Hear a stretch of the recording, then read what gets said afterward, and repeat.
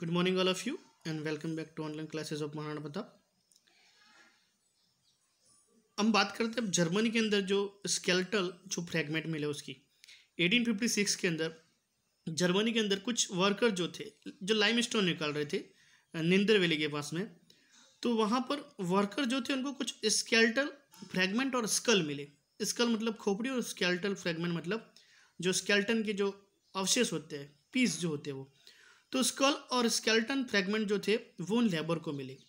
उन लेबर ने क्या किया, लेबर जो थे उनको उसमें कुछ समझ में नहीं आया, तो उन्होंने वहाँ का जो एक लोकल टीचर जो था, स्कूल मास्टर जो था, उसको वो हैंड ओवर कर दिया। स्कूल टीचर जो था उसको समझ में आ गया कि ये जो स्केलेटन और जो स्कल मिले हैं वो कोई नॉर्मल नहीं है, प्रेजेंट टाइम से बिलोंग नहीं करते। इसलिए उसने क्या किया, वहाँ का एक जो प्रोफेसर था जिसका नाम था हरमन स्काफ हसन, उसको ये हैंड ओवर कर दिया। जब उसके ऊपर रिसर्च की गई तो ये पाया गया कि ये जो स्केलेटन और स्कल जो हैं वो प्रेजेंट टाइम से बिलोंग नहीं करते हैं, ये आज से कई डिकेड पहले के टाइम से हैं। और ये स्कल और स्केलेटन उस ह्यूमन बीइंग से बिलोंग करते हैं जो कि अब एक्सटिंक्ट हो चुका है। एक्सटिंक्ट मतलब गायब हो चुका है, विलुप्त हो चुका है। वैसे हमारी अर्थ सरफेस के ऊपर या अर्थ के ऊपर कई सारी ऐसी स्पीशीज जो हैं जो अभी क्या होगी, एक्सटिंक्ट हो चुकी है।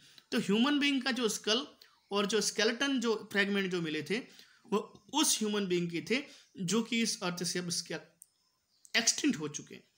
लेकिन उस टाइम के जो लोग जो थे उन्होंने इस बात को मानने से इनकार कर दिया कि ये कैसे पॉसिबल हो सकता है। लेकिन फिर बाद में लोगों को ये रियलाइज़ हुआ, जैसे जैसे साइंस और टेक्नोलॉजी जैसे डेवलप हुई तो पता चला कि हाँ ये हो सकता है। जैसे डार्विन ने अपनी जो थ्योरी दी थी 24 नवंबर 1859 when Charles Darwin on the origin of species was public. जब 24 नवंबर 1859 को चार्ल्स डार्विन ने अपनी एक थ्योरी दी थी, किसके ऊपर, ओरिजिन ऑफ स्पीशीज। वो उसकी स्पीशीज के ऊपर जो थ्योरी जो थी उसकी लगभग 1250 कॉपीज जो थी उसकी सेम डे जो थी वो बिक गई थी। तो डार्विन ने अपनी थ्योरी में क्या कहा था, Darwin argued that humans had evolve from animals a long time ago. Darwin ने इस बात को माना कि ह्यूमन बीइंग जो है वो प्रेजेंट में जो ह्यूमन बीइंग जो है वो अचानक से इस प्रेजेंट फॉर्म में नहीं है, कई मिलियन ऑफ ईयर्स लगे हैं, जिसमें पहले वो उसके अंदर एनिमल्स के जो गुण जो थे वो पाए जाते थे।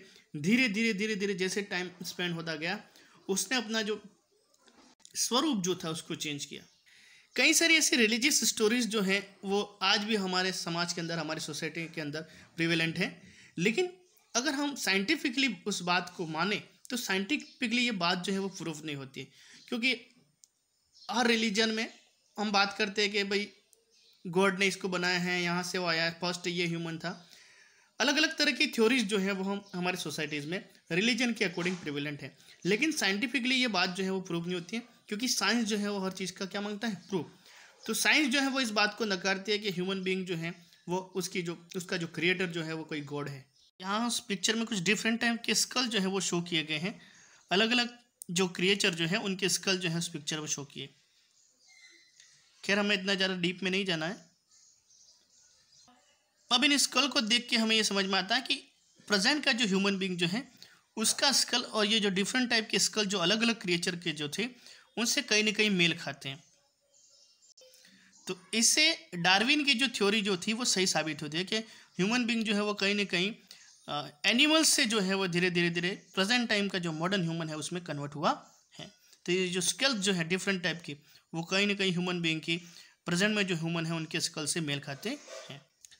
The different date you notice in the skulls shown in the illustration are some of changes that came about as a result of human evolution. The story of human evolution is enormously long and somewhat complicated. इन skulls को देखने के बाद में लगता है कि कई सारे चेंजेस होने के बाद में जो प्रेजेंट ह्यूमन जो है उससे ये स्कल मैच करते हैं या मेल खाते हैं।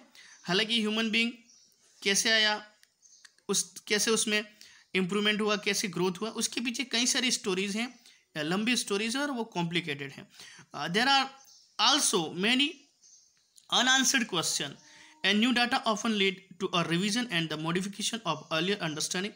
Let us look some of the development and their implications more closely. Possible to trace these developments back to between 36 and 24 million of years ago. ये जो पॉसिबिलिटी जो हुई या ये जो पॉसिबल हुआ, कौन सा, एनिमल से ह्यूमन बीइंग तक आते आते ये जो टाइम पूरा जो लगा, हो सकता है ये पूरी पॉसिबिलिटी है कि उसके पीछे लगभग 36 से लगाकर 24 मिलियन ऑफ ईयर्स अगो की ये बात है। हमने लास्ट वीडियो में पढ़ा था ये MY है, जिसको म्या कैसे भी प्रोनाउंसिएशन कर सकते हैं अपनी मर्जी से। तो ये MY का मतलब होता है million of years ago. We sometimes find it difficult to conceptualize such long span of time. If you consider a page of your book to represent 10,000 years ago, in itself a vast span of time. 10 pages would represent 1 lakh years and the 100 pages would equal 1 million years ago. To think of 36 million years, you would have to imagine a book 3,600 pages long. अगर आप अपनी book के एक page को 10,000 years ago, 10 pages को 1 लाख और 100 pages को 36 million years अगो से मतलब कंपेयर करें, तो आपकी जो बुक जो है वो 3,600 पेज की लॉन्ग की हो जाएगी। That what one primates category of mammals. तो इस तरह से हम इतने ईयर्स मतलब मिलियन ऑफ ईयर्स में कितने सारे मैमल्स जो हैं उनकी कैटेगरीज जो हैं वो रही होंगे। Emerge in Asia and Africa subsequently by about 24 million of years अगो। मतलब 36 मिलियन ऑफ ईयर्स अगो से लगाकर 24 मिलियन ऑफ ईयर्स अगो तक एशिया और अफ्रीका में कितने टाइप की जो मैमल्स की जो कैटेगरी जो है वो रही होगी। देयर एमर्ज अ सब ग्रुप अमंग्स प्रीमेट्स कॉल्ड होमिनोइड्स। फिर उनके आगे सब ग्रुप बनते गए हैं, जो फर्स्ट में जो मैमल्स होंगे या जो स्पीशीज होंगी उनके आगे सब ग्रुप बनते गए, तो उनके जो सब ग्रुप जो है उनको होमोनोइड्स कहा गए हैं। This includes apps. उसमें सबसे पहले आता है एप एक तरह से बंदर की प्रजाति है, बंदर को ही कहा। तो होमोनिड्स कौन थे? होमोनिड जो थे वो जो एंशिएंट टाइम के जो मैमल जो थे उनके सब ग्रुप थे, और उसमें से सबसे ज़्यादा जो था उसको एप माना गया है, जिसको हम जनरली चिंपांजी कहते हैं। And much later about 5.6 million years ago we find evidence of the first hominids. आज से लगभग 5.6 मिलियन ईयर्स अगो हमने सबसे पहले होमोनिड्स को फाइंड आउट किया था। होमोनिड्स क्या था? होमोनिड जो थे वो एक तरह से अर्ली ह्यूमन था। और दो सिमिलर वर्ड आए, लेकिन दोनों का मीनिंग जो है वो डिफरेंट है, तो थोड़ा ध्यान से सुनना उसको। पहला वर्ड है हमारा होमिनोइड्स और सेकंड है होमिनिड्स।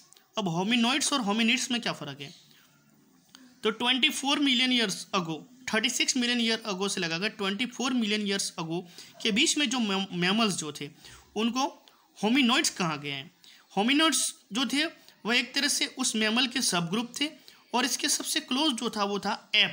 मतलब ये पूरी तरह से एनिमल भी नहीं था कि पूरी तरह से ह्यूमन भी नहीं था, इसको कहा गया होमिनोइड्स। और यही होमिनोइड्स फिर आगे जाके लगभग 5.6 मिलियन ईयर्स अगो ये जो थे वो धीरे धीरे और क्लोज होते गए। और क्लोज मतलब ह्यूमन बीइंग के और क्लोज होते गए, मतलब प्रेजेंट में जो अब ह्यूमन बीइंग देख रहे हैं उससे बिल्कुल मिलते जुलते जो थे, तो उनको कहा गया होमिनिड्स। तो होमिनोइड्स और होमिनिड्स में मतलब समझ में आ गया। होमिनोइड्स जो थे वह कंप्लीटली एनिमल भी नहीं थे कि कंप्लीटली ह्यूमन बीइंग भी नहीं थे, वो उससे मिलते जुलते थे लाइक एप। लेकिन धीरे धीरे फिर आगे टाइम स्पेंड होता गया। होमिनिड्स जो थे उन्होंने अपनी फॉर्म जो थी वो धीरे धीरे चेंज की और फिर वो होमिनिड्स में कन्वर्ट होते गए। तो होमोनोइड्स और होमिनिड्स दोनों समझ में आ गया आपको।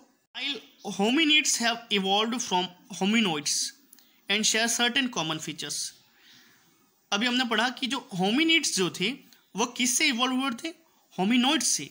होमिनोइड्स एक एनिमल टाइप थे और होमिनिड्स जो थे वो ऑलमोस्ट या लगभग जो थे वो ह्यूमन बीइंग की तरह दिखते थे। तो होमिनिड्स होमोनोइड्स से इवॉल्व हुए थे, तो इनमें कुछ कॉमन फीचर थे। There are major differences as well. Differences क्या थे?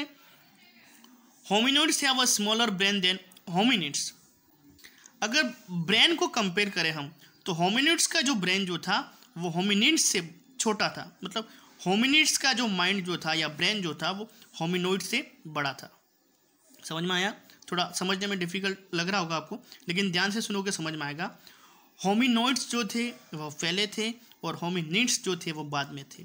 तो होमिनोइड्स का जो ब्रेन जो था वो होमिनिड्स के ब्रेन से छोटा था। यार क्वाड्रपेड्स वॉकिंग ऑन फोर्स, मतलब वो 4 पैरों पर चलने वाले थे, but with the flexible 4 limbs. 4 पैरों से वो जमीन पर चलने वाले थे। Hominids by the contrast have an upright posture and bipedal locomotion.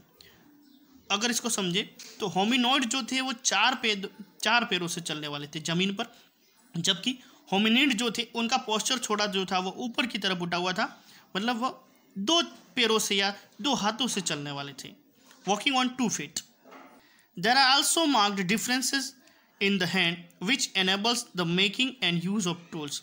हाथों में भी उनका चेंज आ चुका था। We will examine the kinds of tools made and their significant more closely later. आगे इसी चैप्टर में हम पढ़ेंगे कि किस तरह के टूल्स उन्होंने बनाए और किस तरह से उस टूल्स का वो यूज़ करते थे।